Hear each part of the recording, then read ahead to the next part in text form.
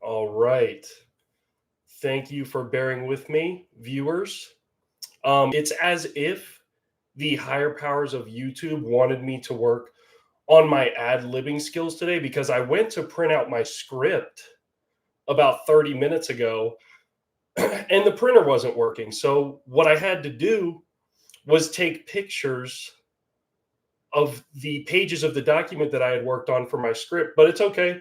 We're going to go off of my phone today. And bear with me, I am going to be looking down quite a bit just to stay to the script and get out what I want to get out. But with that said, let's start. I really want to thank you all for joining me today. So as you can see from the description in this video, we're really going to be talking all things football as we head into week 2 of the NFL season and week 3 of the college football season. I'm going to stick to the script, but if you all can tell from the comments, I am going to have some time to reply to your comments if you have any. So I've got a couple of things I want to go over at first. And then after I get through my first 2 topics, I'll definitely take a look at the comments and see what all of you have to say. Again, work in progress today. It's the first time I've gone live in a while. And if you weren't here for the first 30 seconds of the video, I did have to take pictures of the document of my script. So, but nonetheless, let's start the episode. So, I don't know if it's the fact that some people have jobs that require them to talk sports for a living, and they have to come up with tons of content day by day for hours and hours on end. But some sports media members actually believe what they're saying. If they do, members have been saying some pretty far-fetched things lately, members of the sports media, whether it be, Clemson losing to Duke in week 1, Alabama losing to Texas in week 2, or even in the pros when you have the Chiefs, Bengals, and the Bills all losing, which by the way, are the top 3 AFC favorites to make it to the Super Bowl. And all I've heard these sports media members say is things like, oh, Clemson's run as a college football power is over, or Alabama's not the same Alabama, or Joe Burrow is overrated and overpaid. Yes, I have seen and heard that. Or Josh Allen is still regressing, dating back to his playoff run 2 years ago. So not only is it just one loss for all of these teams, it's also the beginning of the season. And in the cases of the college football examples, Clemson and Alabama, first of all, more so than in the NFL, teams improve drastically throughout the season. We've seen that time and time again in college football. I remember the 2014 Alabama team losing their first SEC game to Ole Miss and then ending up making it in the college football playoff. So that's just one example, but I don't need to tell you guys that we're talking about young athletes who are still growing as players and really gelling as a team as well. So let's see. Now I have to switch pages. And in the case of the 3 NFL teams, as we all know, the margins are simply thinner in the NFL. And each game really came with its own set of circumstances. When you look at the Chiefs-Lions game, there were an inordinate number of dropped passes in that game for the Chiefs, one of which turned into a touchdown for the Lions. You look at the Bengals-Browns game. Joe Burrow had barely practiced, yet alone played in any preseason games. And then you look at the Bills-Jets game. The Bills had been leading that game for most of the way and then ended up losing in overtime. So those are just a few examples. And all in all, let's just let these things take course. Let the season play out. As we can remember, it is a long season. Again, maybe it's the fact that some of the sports media personalities, have to come up with content every day. They have to talk for hours and hours on end. So really whatever comes to mind, they say there's no filter. But I take a more cautious approach and wait and just see how these things develop and how these teams play week after week, as opposed to just after 1 week of the regular season, 1 or 2 weeks in the case of college football. So what I want to do first today is talk about a big topic that has really taken over the headlines of the NFL. And then after that, we'll preview some games for the college football slate this weekend. And then Also, I'll get to some of your comments. So, obviously, the storyline that has taken the NFL by storm has been Aaron Rodgers' injury. And first of all, of course, it's unfortunate for all of us fans and viewers of the NFL, as the Jets were arguably the most interesting team in the NFL, and Aaron Rodgers is one of the most entertaining players in the NFL to watch. About a month ago, I subscribed to the HBO Max subscription, if you will, to watch the season of Hard Knocks. And for many of you who don't know, Hard Knocks, let's see. Sorry, guys. I'm trying to read off of my phone. As I said earlier in the video, I meant to print off my document, but the printer wasn't working. But here we go. So an NFL team is featured throughout the preseason as we get an inside look at training camp, preseason games, and really all things about the team. And this season featured the New York Jets. My main takeaway while watching the Jets during Hard Knocks was that this was nearly 100% Aaron Rodgers' team, more so than any other team in the NFL. We saw this a little bit with Tom Brady when he made his move to Tampa Bay.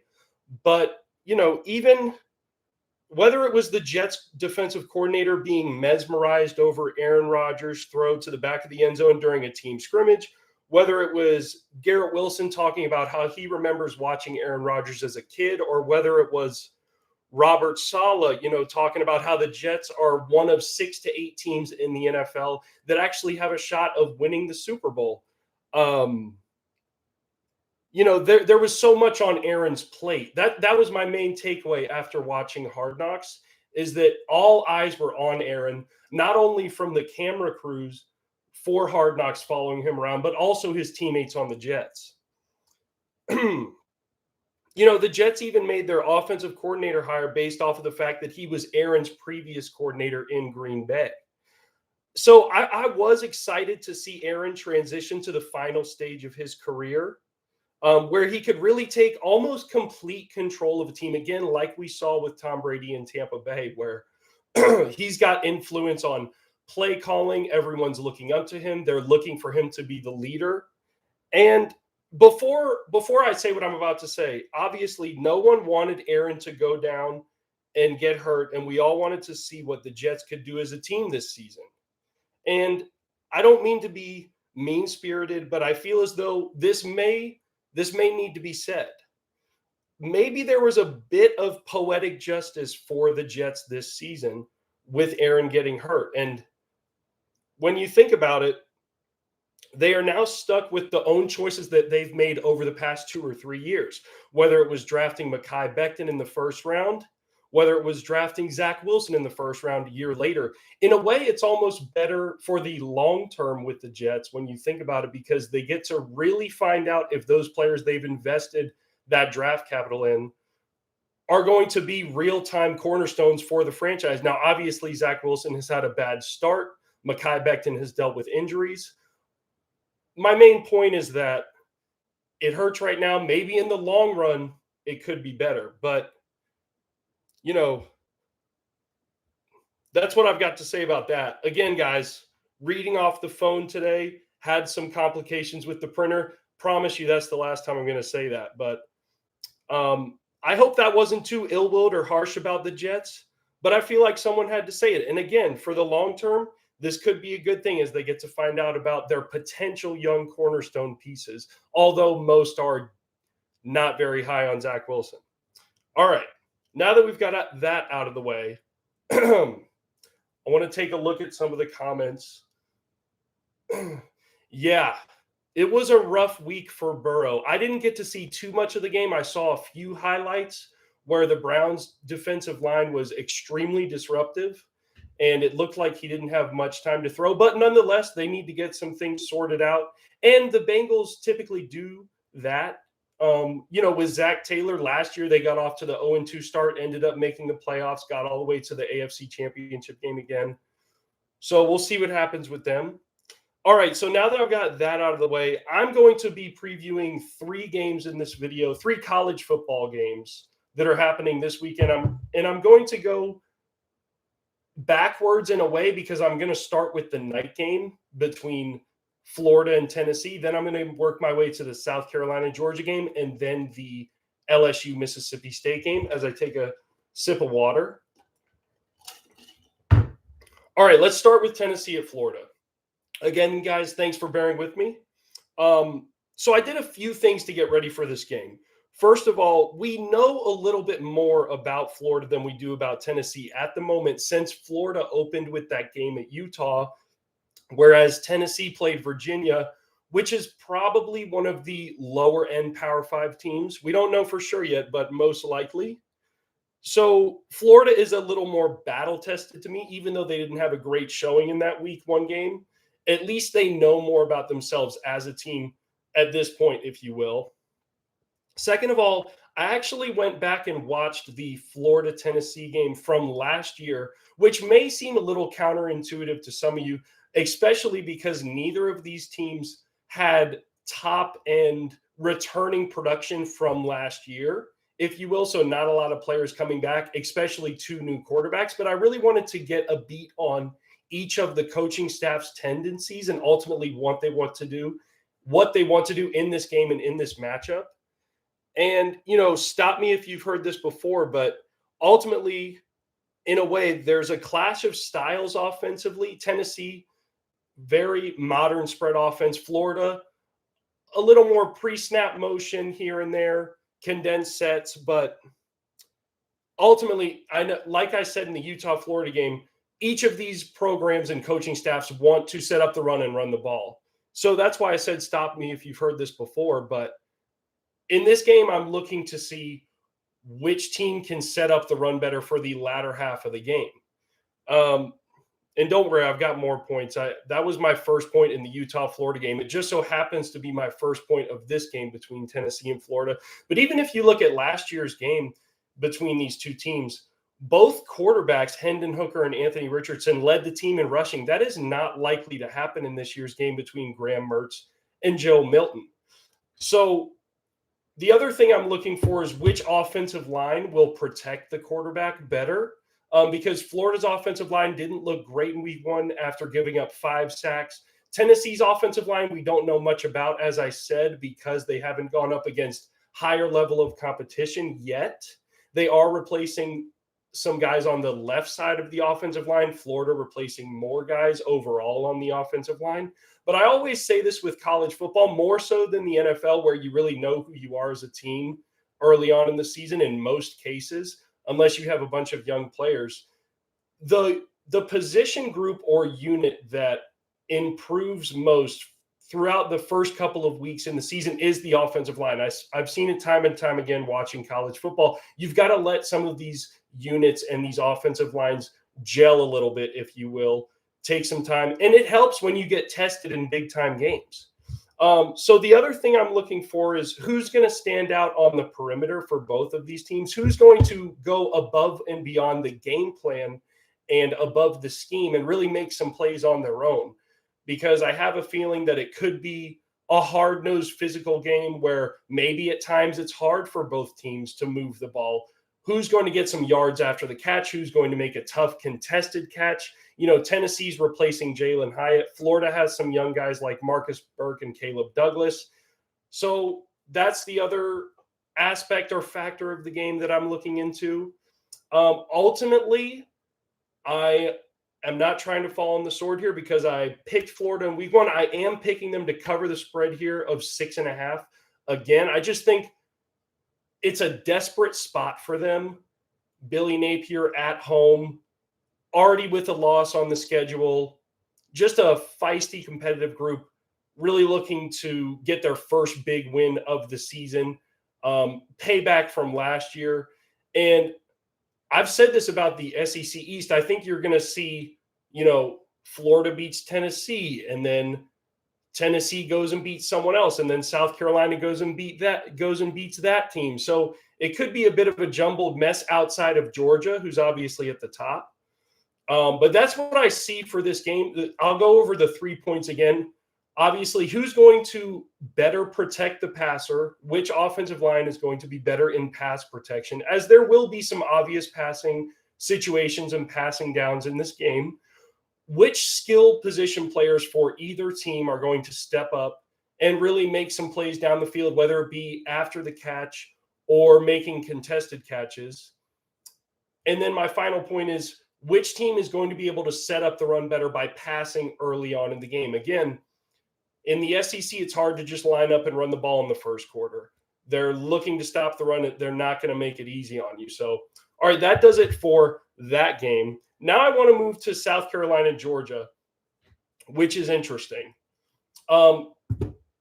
Georgia's a 27.5-point favorite. So you may be wondering, why am I talking about this game? Well, in 2012, South Carolina beat Georgia. It was Georgia's only loss of the regular season. And in 2019, South Carolina came into Georgia's house and was north of a 20-point underdog and ended up winning that game outright. So crazier things have happened. And I'm all about competitive games. So the way I'm looking at this game is, I'm not really going to analyze it the same way I analyzed the Florida-Tennessee game. I'm really going to look at it and say, how could South Carolina make this game against Georgia competitive? How could they make it close and fun to watch? So the first thing that comes to mind for me is similar to what we just alluded to with Tennessee, Florida. How is South Carolina going to protect Spencer Rattler? Because they came out, didn't do a good job in week 1 against North Carolina, as South Carolina gave up 9 sacks in that game. So they're going to have to find some creative ways to get the ball out of Rattler's hands quickly. And then also for Spencer Rattler himself, he's probably going to be asked to drop back and pass the ball more often than Carson Beck, Georgia's quarterback. So can he consistently throughout the game continuously make good decisions on the fly? Can he stay mentally sharp enough to not make that big mistake? Because I think he's going to be asked to do a lot in this game. I do think South Carolina has some really good players on the back end of their defense.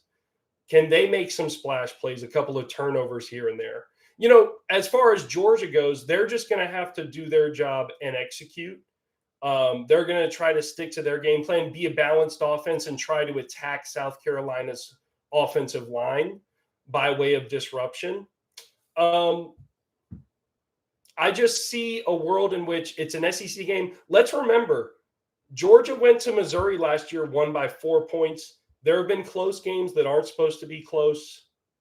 It's an early season game. South Carolina snuck up on them before. I have all the respect in the world for Georgia. In fact, I think Kirby Smart has done a better job than anybody in the country at getting young guys ready to play when it's their time. Because, you think about it, Georgia's had all of those players drafted in the past 2 years, yet they seem poised and ready and confident to contribute early on in seasons, and they're ready to play. So it's not a slight at all on Georgia. It's really more so more power to the SEC. I think it's still the deepest conference, although we've lost some games early on this season. So that really does it for the South Carolina-Georgia game. Again, to recap, to me, does Spencer Rattler consistently and continuously make good decisions on the fly? And to tie in with that, does the coaching staff allow him to make some easy throws early on in the games where he doesn't have to think too much? And can South Carolina's secondary make some splash plays? And the only reason I'm looking at that game from that perspective is because I want to see a good competitive game, not a 28-point game where Georgia wins by 4 touchdowns. So I was just looking at it from the perspective of how is South Carolina going to make it a competitive game. Obviously, I've gone off script at this point, not even looking at the phone anymore. So my last game that I want to take a look at is the LSU at Mississippi State game that is happening at noon Eastern on Saturday. So you got this game at noon, South Carolina, Georgia at 3:30, Tennessee, Florida at 7. So I haven't gotten a chance to talk about LSU yet for this season. And I don't know if I would say there's a reason for that. I'm making some changes to the channel. Obviously, I want to do more live content. But obviously, there are some things that LSU needs to improve on after watching them for the first 2 weeks of the season. And I think this is a really tricky spot for LSU at Mississippi State. People forget, I mean, my freshman year at LSU, Mississippi State walked into Tiger Stadium and won outright. Mississippi State beat LSU in the opener in 2020 after LSU had won it all in 2019. Last year, it was a really tight game all the way through until LSU pulled away at the end. So I've always thought that Mississippi State is like a fringe top 25 roster in terms of talent in the country. They're usually not ranked, but they're right there. It just shows the depth of the SEC West. As you can tell, I'm a little SEC biased. Will Rogers at quarterback, one of the most experienced, veteran-laden quarterbacks in the country. That's a tough, tall task. They've got a revamped running game this year. They've only passed the ball 46 times in 2 games. That's pretty rare for Mississippi State and Will Rogers, if you guys have followed them in the past. So they've put an emphasis on running the ball. I think their head coach, Zach Arnett, is one of the better defensive minds in the sport. And he's got a veteran-laden unit to play with. I mean, all of the guys on Mississippi State's defense are pretty much juniors and seniors. They show a lot of multiple fronts.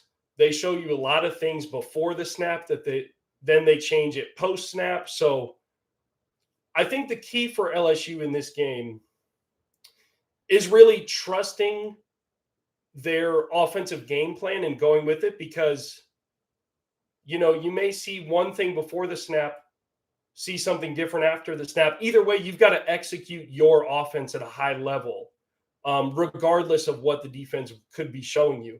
So, and the other thing for LSU is there's been too much pressure placed at the feet of Jaden Daniels, in my opinion. Again, he led the team in rushing in week 1 against Florida State, similar to last year where he led the team in rushing in a multitude of games. So can LSU get the running backs involved early and often? Can they execute in the quick passing game? Those are questions I have. And then let me take a sip of water before I talk about this next point of emphasis.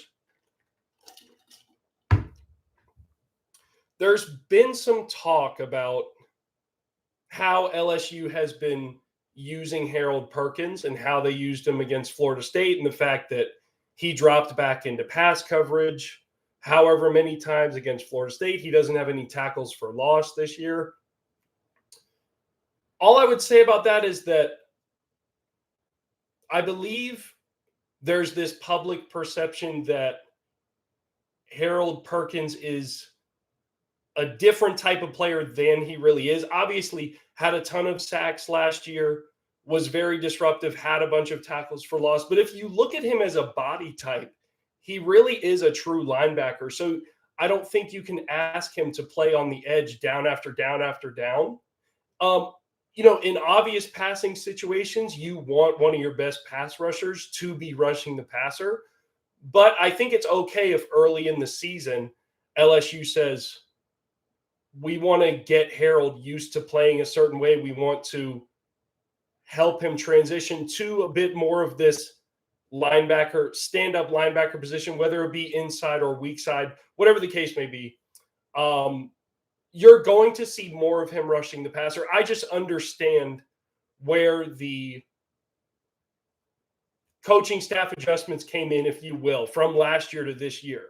Mainly because of his body type, because I don't think you can just ask him to hold the edge down to down to down. That's how I would put it. Still a great player, a very disruptive player. He's going to need to be a key factor for LSU if they want to get to where they want to get to this year.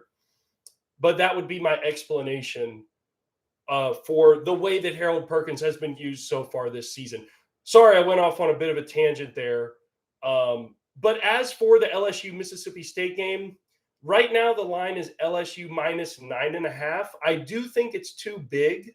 I don't think Mississippi State is getting enough credit here. I mean, one of the better running backs in the SEC, one of the better quarterbacks in the SEC, one of the better defensive minds in the conference.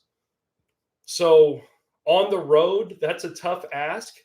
You guys see the LSU helmet behind me. There's no way I wouldn't pick them to win this game, but they're going to need to execute at a high level, and they're going to need to bend but not break defensively. They're going to have to keep the penalties down. They're going to have to keep the turnovers down, really play close to a clean style of game for LSU if they want to come out of there with a win. Because, as I said, I do think it's a tricky spot. So I want to take a look at these comments. JMT, I see you. The Pac-12 is looking real deep this year. I mean, just let alone the quarterback play. I was blown away with Shedeur Sanders. Now, maybe that's because I didn't watch him much at the FCS level, but he's looked great. Obviously, Caleb Williams. You know, you got Bo Nix out there. So Michael Penix. Yeah. And I think the quality of roster talent out there is pretty good too with Oregon State, you know, a team like that. It's definitely better than it's been in years past. That's for sure. But yeah, to wrap it up today, let's see. I hope that in the future, the sports media personalities that may be, you know, the talking heads that we see, I hope they just rein it in a little bit. Don't have to overreact to every single regular season game. And then with the Jets, if you guys didn't see it, I did say that there was a bit of poetic justice, if you will, when Aaron Rodgers got hurt. Now, that may seem ill-willed and really harsh and everything. But my main point was that, you know, the Jets have to solve their own problems. They can't have a savior come in there and solve their problems for them. Because as I said, you know, you had the defensive coordinator for the Jets oohing and awing over Aaron Rodgers' throw to the end zone in a scrimmage. You had Robert Saleh saying that we're one of 6 to 8 teams that could win the Super Bowl this year because we have this great quarterback, which I don't want to go off on too many tangents, but do you think Doug Peterson in 2017 with the Philadelphia Eagles was saying, well, guys, Carson Wentz got hurt. We have Nick Foles. We can't win the Super Bowl. I mean, it's football. You know, like it's a team game. So that was my thing with the Jets. And then I previewed 3 college games. I previewed Tennessee, Florida, South Carolina, Georgia, and LSU, Mississippi State. I definitely want to make the live videos more of an every week occurrence, if you will. So stay tuned for that. I really appreciate you guys coming out and supporting the channel. It means a lot to me. And as many of you are on the same page as me, I can't wait for this weekend. Again, thanks for watching and stay tuned.